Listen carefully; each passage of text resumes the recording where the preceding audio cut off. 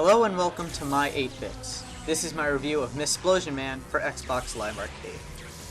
Twisted Pixel's original Splosion Man was a great and inventive game, and a new franchise in the then renaissance of 2D platformers.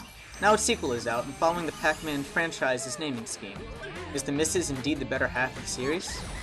Splosion Man is a simple one-button platformer. Actually, it's a very difficult one-button platformer, but we'll get to that point later. You control movement with the analog stick and explode with any of the face buttons. The Splosion acts as your jump and attack, and other than move, it's the only thing you can do. You can explode up to 3 times without touching the ground, sliding on a wall for a while, or hitting a barrel.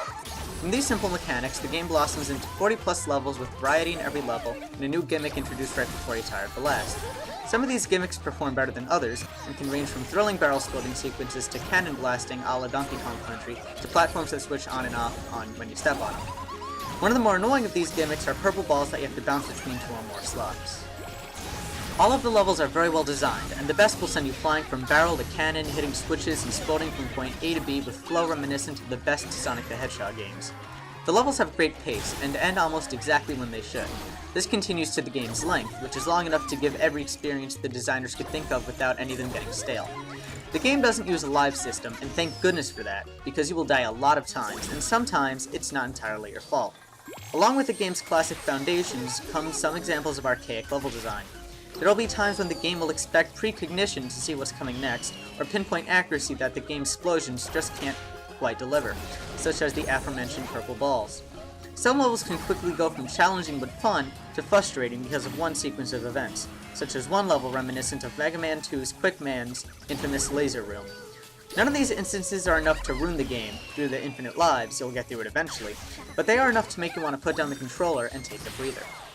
The game's art direction is also reminiscent of older 2D side-scrollers, with vibrant neon colors and a cartoony world. The screen is always busy with barrels, lasers, scientists, and explosions, and there's never a dull gray screen. This can sometimes backfire, as in some of the more colorful and busy levels you will outright lose Splosion Man as she blends into the background, unable to be seen until you respawn at the last checkpoint. The level music is appropriate, but it's the lyrical tracks, like the pause screen music, that really stand out, for better or worse.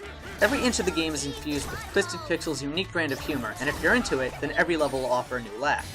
Splosion Man herself will incessantly prattle as she travels through the levels, referencing songs, movies, and other pop culture stuff. Again, if you're into that sort of humor, fine, but personally, I just found it very annoying and wish that she'd shut up for a few minutes. If you're not into any of it, it shouldn't be a game breaker, as it doesn't affect the gameplay in the slightest. Splosion Man harkens back to a simpler time, with lively characters and worlds, and can be as fun as many of the classics we fondly remember. However, it also has some of the same flaws of those golden oldies that are just out of place in modern gaming.